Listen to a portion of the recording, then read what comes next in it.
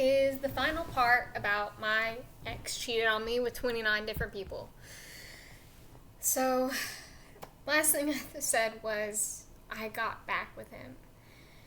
And it was a big mistake. My friends were angry with me for doing it. I lost a few friendships. The one that I talked about, Jay, the one who helped me get all the stuff.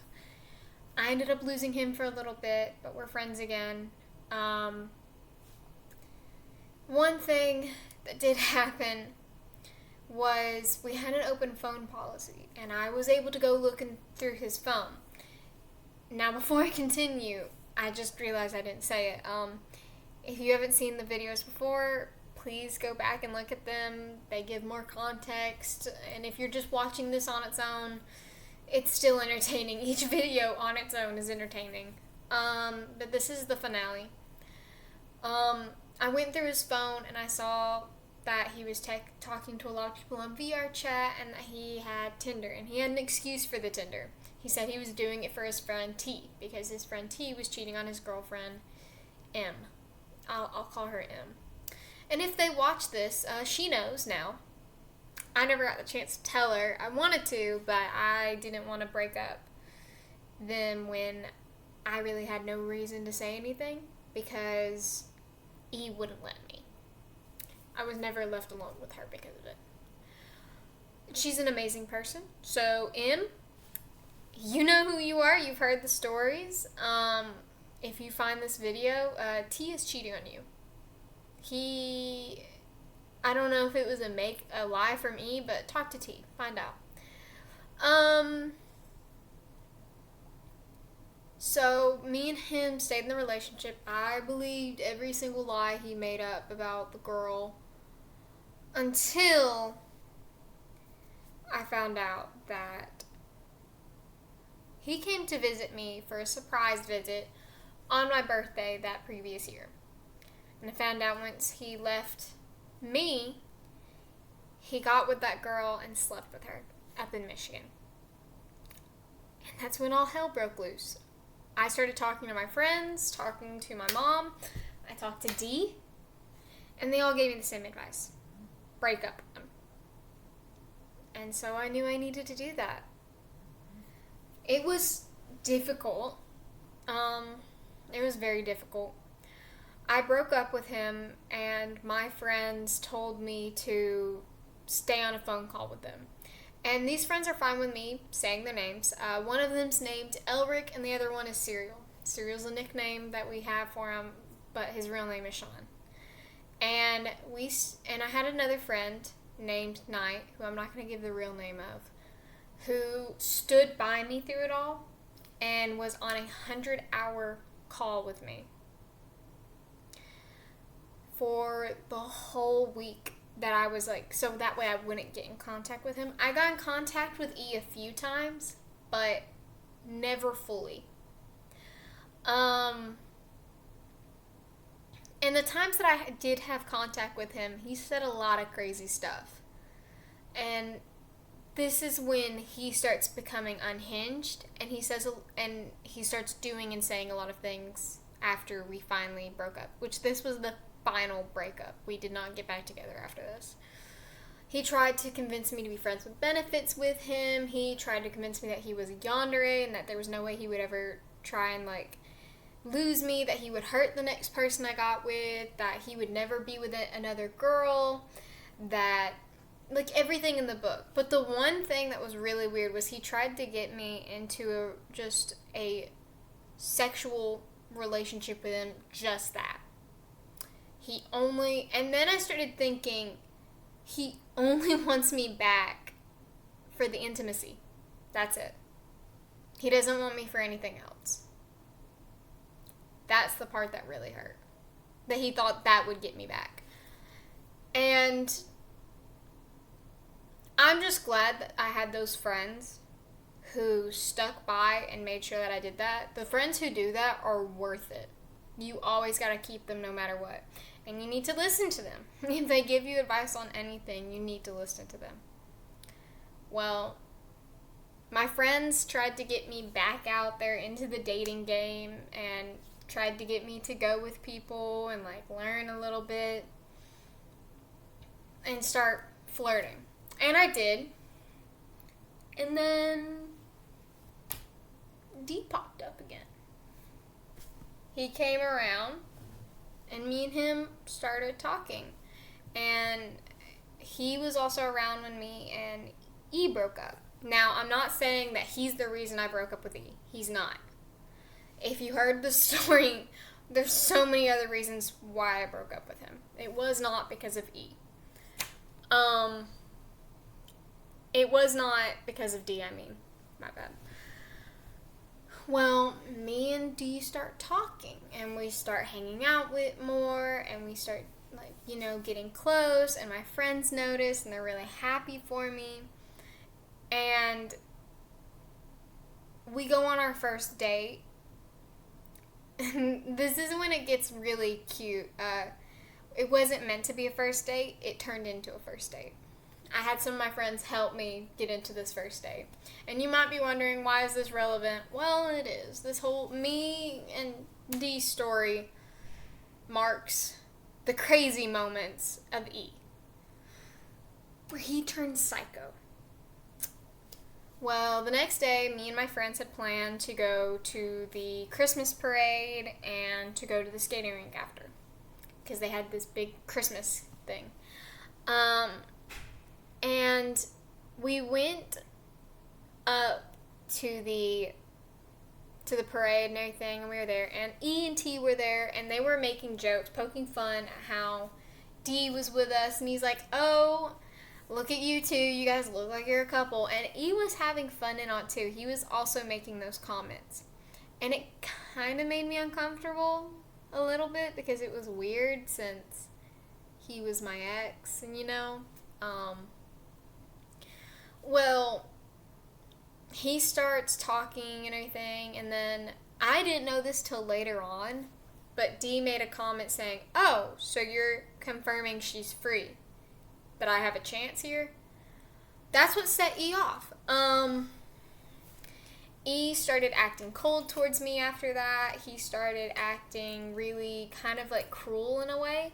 Like he didn't want to talk to me, but yet he was acting like I was offending him. Like I was being a horrible person to him.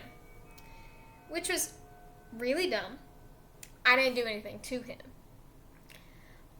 And so D notices that it's kind of affecting me a little bit. So D goes over and does a little side hug. This is what it was. I'm letting you all look at this. It was a side hug. E goes crazy. He starts getting even more angry with me. And he found out we were all going to the skating rink. And guess who decided to go to the skating rink with us? E. The funny part about that, and how I know he only did that because me and D were going together, was because he had a cast on his foot. He had a boot. He had no way of skating. It was so dumb that he even went in general. So we go, and he's just acting mean and cold and goes silent anytime I'm around any of our friends. And this isn't on my friends. One of them ended up telling me that he only does that when I'm around. That he's having fun anytime I'm not there. I can't remember who it was that said that to me, but I took that as I need to just distance myself. And I took that advice. I distanced myself. T even told me I should distance myself from E, and I did. I started going out to the skating rink, and I put distance between us, and I just hung out with D. I had fun with D, like we were just skating and having fun. And then one of them told me, oh yeah, E's not happy anymore at all. He's not happy at all. Which it was dumb that I was concerned about how he felt at all. But I did. I didn't want him to be sad or upset, especially since everyone was having fun, and I didn't want him to bring down the mood, so I just left D and just hung out by myself. And then I got lonely and sad, and I went and cried in the bathroom, because it hurt a lot that I was doing this, and I felt bad. I have hair sticking out. And so then finally E goes over, gets T to come and see me, and brings me over. So I go over and E starts talking to me. He's like, I miss us. I wish me and you would get back together. I want this to be right. And he was calm at first. And then some of our friends tried to come over because they didn't know that he was trying to talk to me. And he yelled at them and cussed them out, telling them that they need to get the F back, that they have no business to be over here right now, that we're talking. It looks like I have a bald spot. Sorry. And so he just goes on and on and on about how that everybody needed to back off and that everyone was dumb and everything. He was dumb. And so then I told him to calm down, and then he's like, I just miss us. And I told him, this is a lot, that I'm feeling like a lot right now, that I'm about to cry. Like, I had tears and I was about to cry because it was a lot on me. And so then he got up and tried to hug and kiss me again, like how he did before when I first found out about the big moment where he cheated on me, where I had definite proof. And I pushed him away and told him I don't want him to touch me. I told him, don't touch me. And he got mad at me and slammed his fist down into the table, and my skates came flying off the table. I picked my skates up and I told him I just needed distance and he needed to leave. That I need distance, he could stay, but I'm going. And he said, why were you hanging out with D? And I told him that I felt like he didn't want me around, so I left. And I was hanging out with D because I didn't feel like I was wanted. So then I left, and my friends all, I took most of my friends with me because I didn't want them to be there in that moment. My brother was there. Luckily, he didn't get mixed into it all. And I took everybody home. I took my brother home because it was late, and then I went and took my two friends home because it was late. And my phone kept buzzing off and going crazy, and then my friend Elric, who I mentioned before, who was in that 100-hour call with me, grabbed my phone and told me not to pay attention to any of the messages E was trying to send me, because he tried calling me and messaging me, and Elric just kept going, nope. I remember Elric said, don't listen to him. Don't give him any mind. Just drive us home and don't worry about it. The only time that Elric let me see my phone was when D messaged me, because I didn't tell him what was going on, and then he was worried about me, so he's like, hey, is there any way that we can meet and talk and everything? And I was like, yeah, I guess, where do you want to meet? It's late. I don't want to keep you up late, because it was 11 to almost midnight at this time. And he's like, I don't care. I just want to make sure you're okay, because he had witnessed all of this from a distance, and he saw the whole hand slam and everything. So I go over to our Walmart parking lot, and D is there waiting. And he has actually this blanket. He had this blanket and this Bulbasaur plushie there waiting for me. And he said he brought those there to cheer me up. And it was the sweetest thing. And so then we sat in my car and we talked and we just had that moment. And I didn't see it as a relationship. I had a crush on him, yeah. And I was starting to have more feelings for him in that moment when he was there for me. And so then once we were done talking, because it was late this morning, it was in the morning. It was late. We had just sat there and talked this whole time. And so then we get out, and then he looks at me, and one comment I had made from the night before at our first date was, if you keep because he kept teasing me and flirting with me, so I'm like, if you keep teasing and flirting me, I might end up kissing you. And so when we got out of the car, he looked at me and he's like, so about that kiss. This guy's smooth, okay? He put his, I said, okay, we can kiss now if you want. And then he put his hand like this on my chin, pushed it up, had his arm around my like back, and we kissed. In a Walmart parking lot, my ad, but we kissed. I called my friend Cereal and Night and everything, and I just gushed over it, and I loved it. I was like, ah! But then I realized I had to keep this new budding relationship secret from E because of everything that had happened, and me knowing he was possessive, and him basically admitting that he felt like a yandere, and all kinds of stuff. So I knew I had to keep it secret. And I kept it secret from some of my friends, and I felt horrible for doing that. And so then Monday, I just felt like I had to tell somebody because it was just, we had this whole weekend filled with all kinds of stuff. We kept hanging out with each other. We kept talking. We kept, and then he told me he loved me that weekend, and I told him I loved him back because I was falling in love with him head over heels. Like, I couldn't help myself. And so, and he fully admits that he's the one who said I love you first. He fully admits it. Anytime, and there's a difference with that. E would never do that. He would always say that I was the one who was wanting this. I was the one wanting this in the relationship. I was the one saying this in the relationship. He even gaslit my mom into thinking that all the marriage talk was just me and that I was pushing him into it. And my mom had a talk with me saying that I shouldn't be pushing anyone into marriage, which I wasn't. He had brought it up. And so then Monday rolls around. The weekend's over, I'm back at school, and I'm talking to some of my friends, and I'm like, this is our senior year, by the way.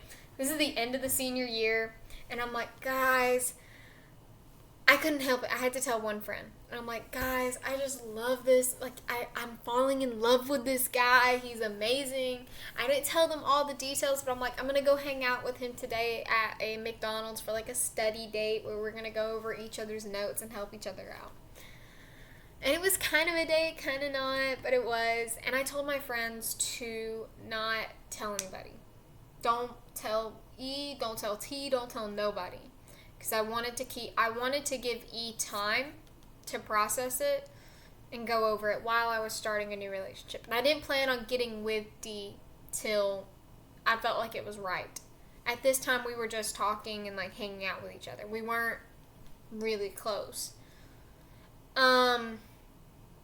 We were really close, but we weren't like dating, you know, we weren't official, we were just talking at the time, but I knew that I was going to end up with him. But one of my friends made a slip up and didn't know any of the things that he had done before. It was a friend that had no idea that was all the toxic things that he was doing, all the stuff that he was saying and doing and everything, and so they ended up telling E, and E found out. And so then E texts me and he's like, I need closure, I need all this, I need this, like, I need this closure, I can't go on without this. And so then he calls me and he's like, he's like asking if we can call, and I'm like, yeah, fine, as long as you're calm and you're not crazy. And as soon as we get on the call, he goes crazy. He's like, Cecilia, I can't believe you did this to me. After 3 years of us being together, you threw it down the drain. You just proved to me you never loved me or cared about me. This is all your fault that we're not together. It's all on you. And he just blames me for everything. Blames me for the cheating. Blames me for the him going to another person, to other people. And I was like, what the heck? I didn't do any of that. Thank you. And so then he's like, you just proved to me. And this is when I had enough. I couldn't stand him getting mad at me and just blaming me for everything that happened when it was his fault.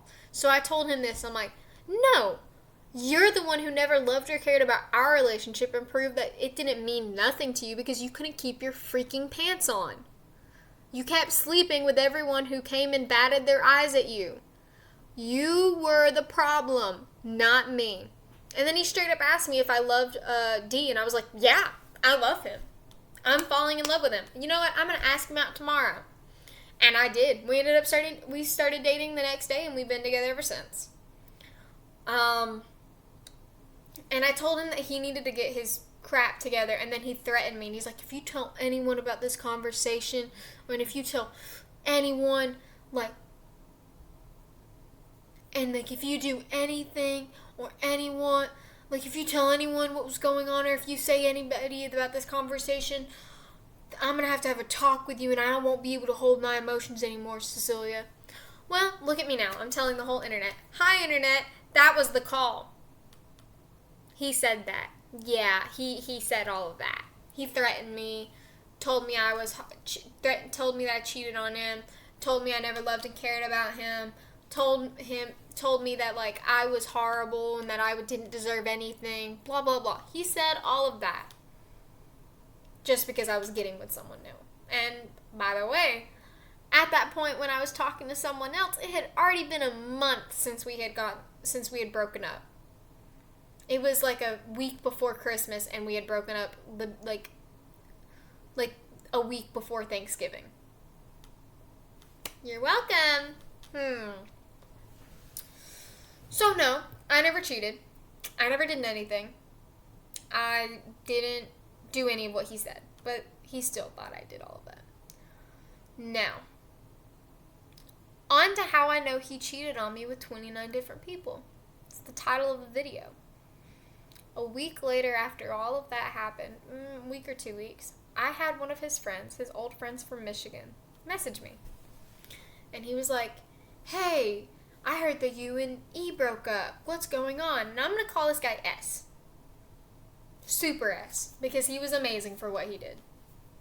He's like, I thought y'all broke up 2 years ago. And I'm like, no, we just broke up a month and a half ago now. Sorry, I had to cough. And he goes, oh, then you need to see something. He pulls up and screen shares with me a conversation with E and a bunch of other guys talking about all these girls he's been with and showing all kinds of nudes of these girls. He was posting nudes of these girls. He also was talking about every single thing he did with them. And me and S counted it out, and there was over 29 different people on that conversation. I bet none of those girls knew about that too. So Super S decided to go hunt all those girls down and shared those screenshots with those girls, but me and him took the time in going in those screenshots, marked out everybody's name and photos. Because we wanted some people's privacy to still stay. And we still sent those screenshots to those girls. We didn't, but it had the details of what them and E did, so that way they knew that it was about them. That way they knew that E was doing this. And mine was on there too. He had a full list of everything that me and him had ever done. Talked about how I was a prude and how I didn't give out much and that I didn't really have a drive for it. And that I was horrible in bed, you know? And then he also had photos of me that I had no idea that he had put up on there too. And that is the end of that whole story. I'm much happier now. I got revenge. I had those girls. I hope those girls got revenge. This whole video series is my revenge. So, please help me out with my revenge and get this video. Just make these videos go viral. React to them. Share them. Make your own little story time about it. Telling people. Tell friends. Tell everybody. Because I want everyone to know what was on that phone call. He told me not to tell anybody, but now I'm telling the whole world. So, suck it, E. And thank y'all for watching this. I'll probably post some more crazy stories like this again. I have a bunch. I have good stories. I have bad stories. But hey, at least y'all know this one ended with a happy ending. And here's that happy ending.